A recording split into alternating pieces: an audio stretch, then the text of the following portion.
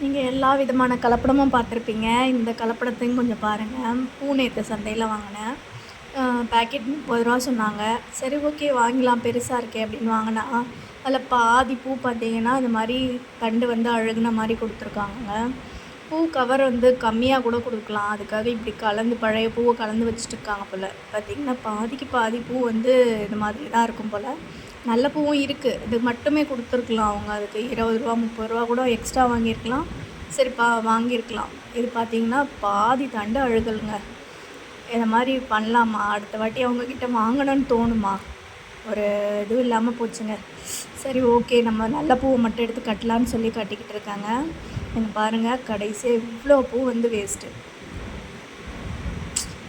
மனசு கொஞ்சம் இதுவாகிடுச்சுங்க. பரவாயில்ல, சரி அவங்க எதை நினச்சி இதை பண்ணாங்கன்னு தெரில. இனிமேல் பண்ணாமல் இருந்தால் சரி. அவங்கக்கிட்ட கண்டிப்பாக அடுத்த வாரம் சொல்ல போகிறேன். ஓகே, பாய்.